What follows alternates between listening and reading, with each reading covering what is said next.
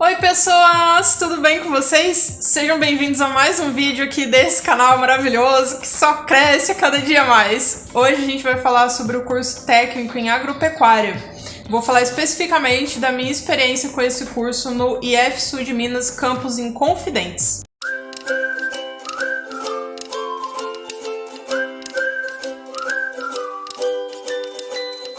Primeiramente, dando início aí, eu só comecei a fazer esse curso porque eu fiz minha inscrição errado.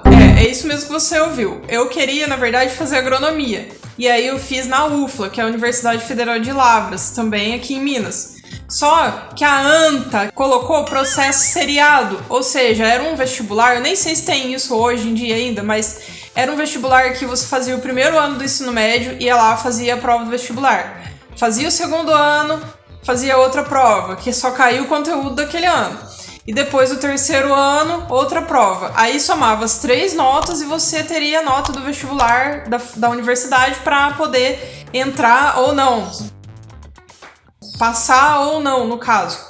Eu não queria isso, porque eu já estava terminando o meu terceiro ano do ensino médio. Não tinha como eu fazer processo seriado para ingressar em alguma universidade. Mas foi isso que eu fiz na inscrição, um ato extremamente falho da minha parte. Culminou nisso, não tinha como eu voltar atrás, porque as datas chegam, não tem como você ficar correndo atrás disso. Aí eu fiquei sabendo de Inconfidentes, que tinha uma escola agrotécnica com curso técnico em agropecuária. De certa forma, supria um pouco daquilo que eu queria fazer, que era agronomia. Ocorrido isso, não tinha mais o que eu fazer, não tinha como eu voltar atrás. Se eu esperasse, eu ia perder mais um ano inteiro para esperar o próximo vestibular. Como o curso técnico em agropecuária era de 1 ano e meio de duração, eu falei, melhor fazer esse curso, que já é na área...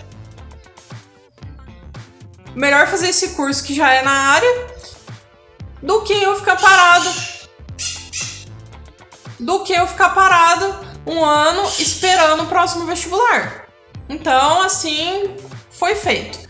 Fui conhecer a escola agrotécnica com a minha família, a gente passou o dia lá, eu pude ver a fazenda experimental, me apaixonei de cara já com a fazenda, com a estrutura que eles têm lá, que é demais, assim, na época. Hoje já aumentou mais ainda, mas na época já era muito grande, tinha muita estrutura, tinha vários projetos, pessoal muito receptivo, acho que preparado já, porque vem pessoas de todas as partes do país estudar lá, em regime de internato, porque é uma escola já, hoje, um instituto federal centenário, então é muita tradição que envolve aquele lugar. Eu não pude fugir disso, me apaixonei por lá e resolvi fazer o curso técnico em agropecuária também. É interessante falar que isso foi lá em 2004 e 2005, então muitos anos já se passaram até hoje, 2021. A escola agrotécnica virou Instituto Federal, então eles ofertam cursos superiores como agronomia, geomática, várias licenciaturas, então... Tem muito mais curso hoje em dia. Na época, o máximo que tinha era curso técnico, concomitante ao ensino médio, que ficavam 3 anos, né, estudando o conteúdo do ensino médio e do curso técnico. E também esse que eu fiz, que era o pós-médio, era 1 ano e meio de duração para quem já tinha terminado o ensino médio. E na época era muito simples o lugar, ninguém tinha carro, moto para ficar se locomovendo. A gente só andava a pé mesmo na cidade, na fazenda, andava o dia inteiro, porque tinha que ir em casa tomar banho, tava lá na fazenda fazendo alguma atividade prática nos projetos de suinocultura, avicultura, piscicultura, enfim. E tinha que ir em casa tomar banho para poder frequentar o refeitório do local, depois tinha que ir em casa novamente para deixar talher, as coisas que a gente tinha que levar, pegar o material e ir para aula durante a tarde, por exemplo. Então, era bem puxado, realmente. Mas a receptividade, o acolhimento, o preparo do pessoal é uma coisa assim que chama atenção na minha vida até hoje. Eu tomei como exemplo aquilo porque é muito raro encontrar isso em outros locais, assim. O pessoal de lá realmente tem amor naquilo que faz, sabe a importância de dar atenção para quem tá lá sozinho, deixou família, deixou tudo para trás para ir estudar. muita gente de muito longe que nem consegue ir para casa nos finais de semana, por exemplo. Tem gente que vai estudar lá, mora no Maranhão, morava no Pará, sabe?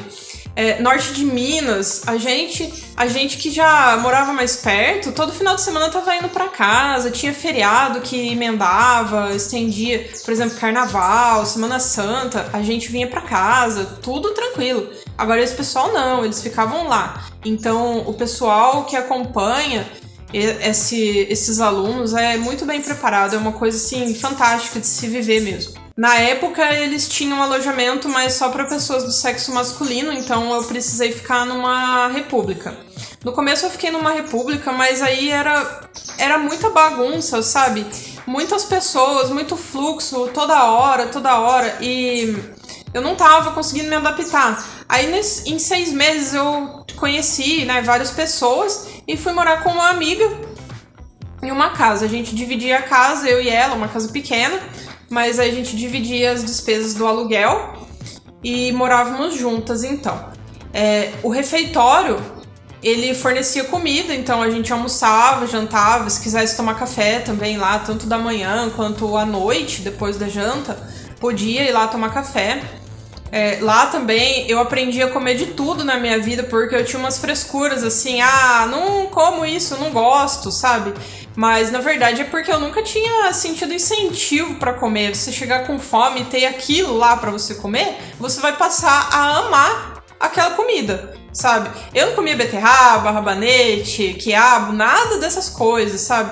Lá eu aprendi a comer tudo isso, comia coelho que criava na fazenda, matava e comia lá. Então, além de comer, ainda participava de todo o processo, às vezes do abate, da limpeza da carne, e muitas vezes participava lá da limpeza do refeitório também, que a gente até isso fazia nas atividades práticas. Então a gente aprendia muito a dar valor naquilo que estava no nosso prato na hora da comida. A gente passava basicamente meio período fazendo as atividades práticas, até hoje a gente fala essas atividades práticas aí, que era trabalhar mesmo. Você ia roçar pasto, cortar capim para tratar do gado ou dos coelhos, limpar a granja de avicultura, limpar os setores da suinocultura. A gente fazia vários tipos de manejo também desses animais no setor de fruticultura, o viveiro de mudas. A gente fazia as mudas, fazia o que precisasse. Se precisasse fazer substrato, encher os saquinhos com substrato para futuramente plantar alguma coisa. A gente fazia todos os serviços disponíveis lá na fazenda. A área do laticínio a gente também aprendia desde limpeza até a parte de produção de queijos, iogurtes e demais derivados aí do leite.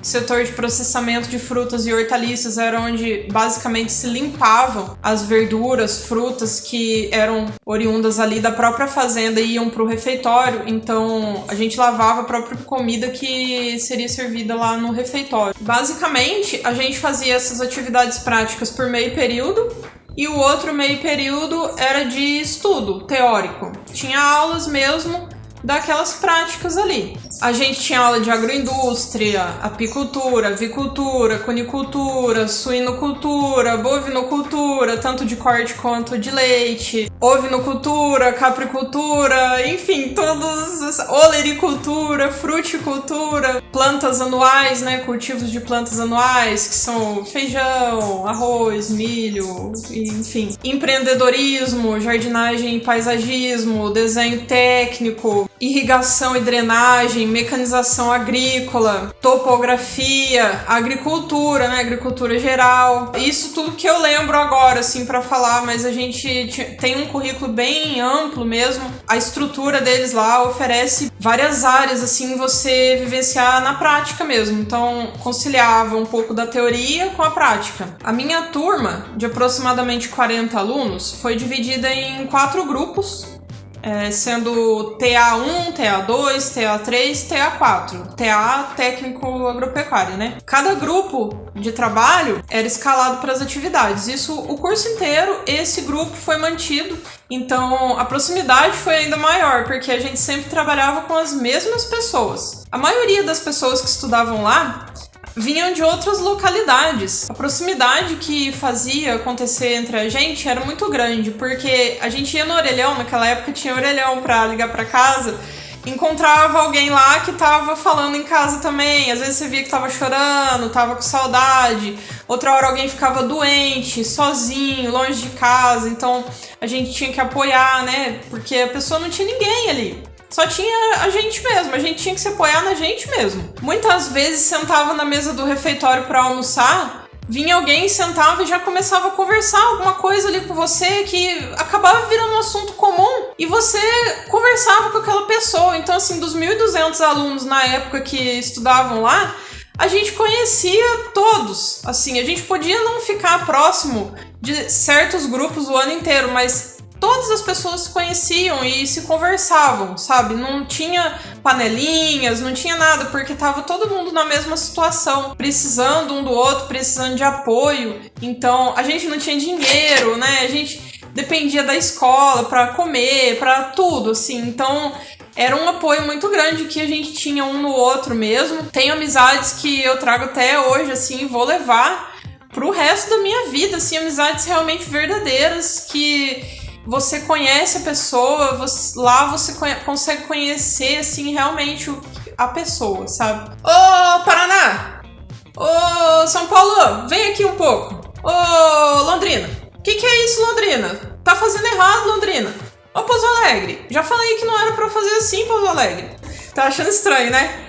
Mas era assim que a gente era chamado na maioria das vezes, pelo nome das cidades, dos estados ou até mesmo das localidades que a gente vinha, porque eram vários alunos e os professores, funcionários, às vezes não conseguiam gravar os nomes, acabava pegando o apelido da onde você era, porque cada um era de um lugar mesmo, então não tinha como errar. Uma coisa bem interessante também, que me fez aprender muito, foi durante o estágio. Era obrigatório fazer certas horas lá de estágio, então eu realizei uma grande parte dessas horas em uma loja que era a revenda representante da Bayer. Eu acompanhava basicamente visitas técnicas, avaliava as culturas para ver o tipo de dano que estava causando certas doenças, acompanhava o processo de recomendação de produtos, enfim. Isso eu fiz durante as primeiras férias que eu tive, porque era 3 semestres de curso. Então eu fiz o primeiro semestre e fiz esse estágio. Aí eu fiz o segundo semestre de curso e nas férias,